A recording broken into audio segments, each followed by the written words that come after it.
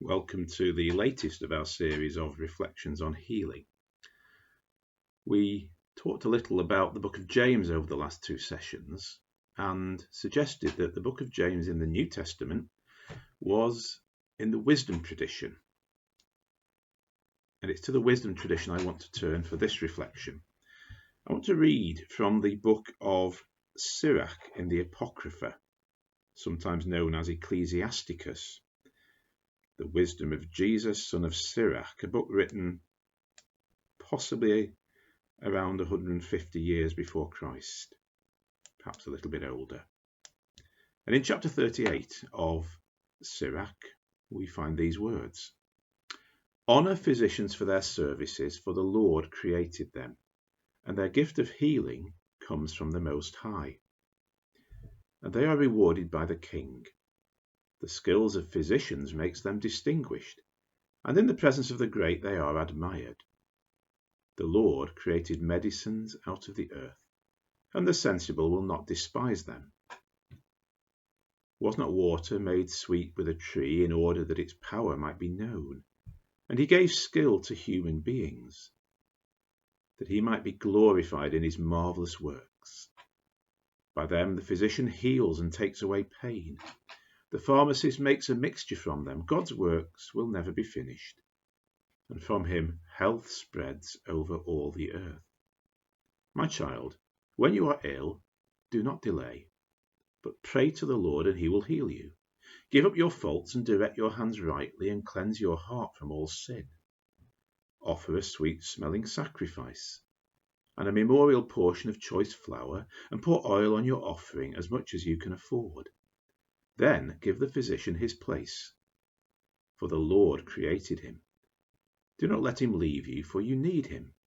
There may come a time when recovery lies in the hands of physicians, for they too pray to the Lord, that he grant them success in diagnosis and in healing, for the sake of preserving life. He who sins against his Maker will be defiant toward the physician." So we are thinking about a Christian healing ministry. I'm suggesting that a church, a community of faith, should find an expression for a healing ministry. And yet in the Hebrew Scriptures, the Old Testament, we don't necessarily find a huge amount to help us. And what there is seems very dismissive of those who practiced healing in their day, the physicians of the age. You'll find, for example, in 2 Chronicles 16, King Asa is condemned because he sought healing from a physician and not from God, as if the two were competing within the healing market. In Job chapter 13, Job describes his friends as worthless physicians, perhaps little more than quacks. And there is some evidence that for much of the Old Testament,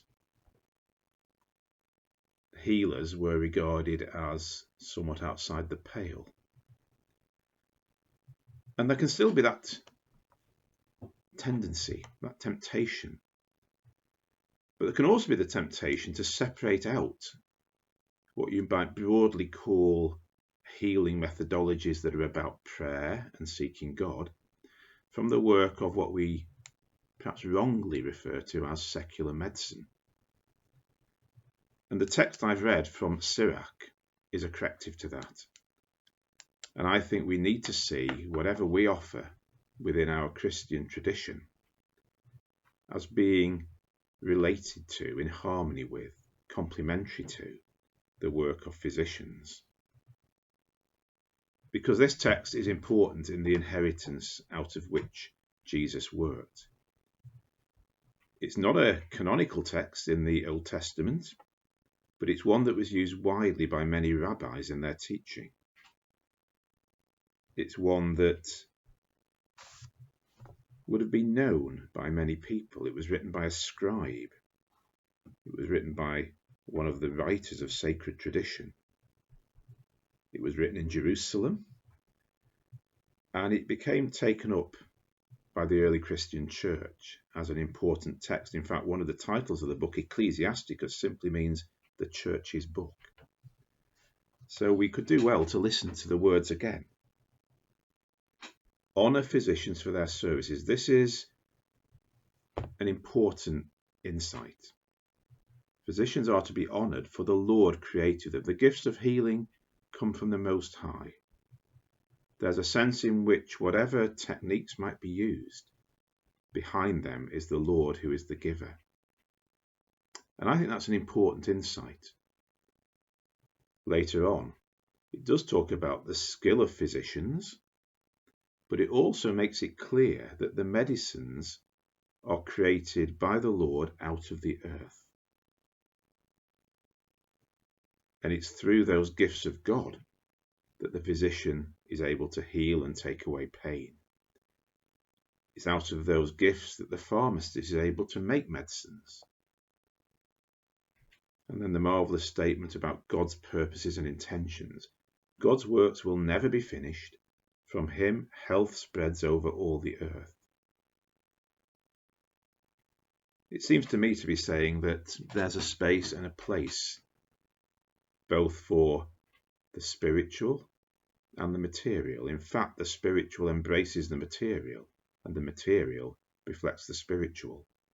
The work of physicians is itself a gift of God, and how we are realizing that in our time, in the midst of our current crisis, our pandemic. We are perhaps honouring our physicians and all medical care staff in a new way. But there's also an insight which is consistent very much with what James later took up.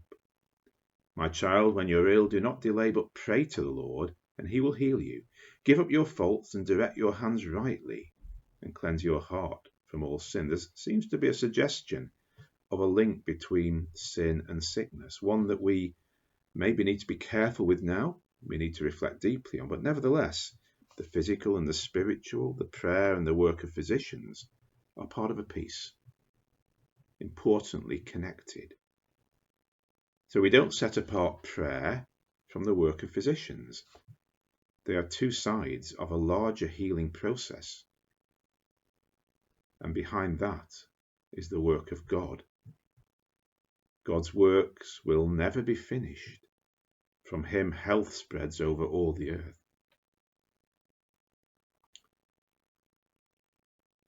And so there is a strong endorsement here that we give the physician their place. They are created by God, they are gifted by God, and in a sense they too rely on God.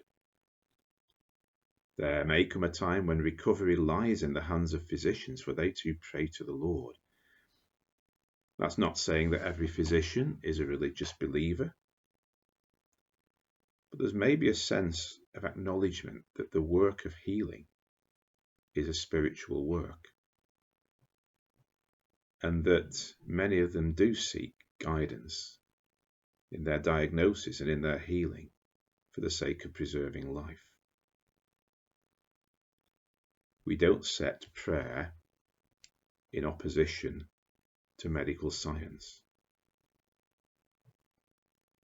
Occasionally, we come across disquieting stories about how Christian communities sometimes have done that.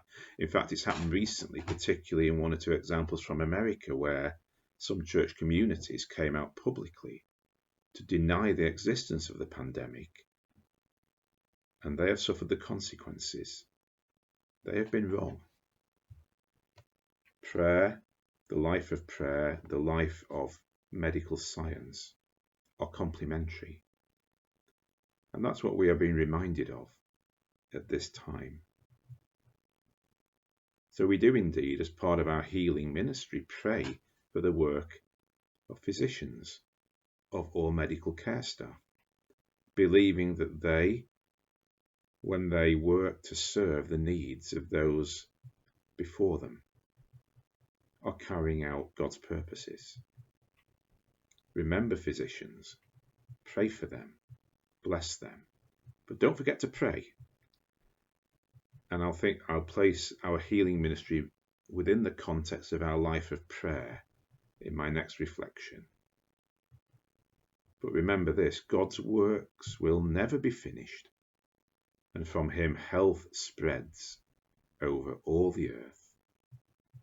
May you be part of that healing process, that journey today. May you too be one who brings to the Lord all involved in healing, which is all of us, that the earth may know its Creator and rest in its love.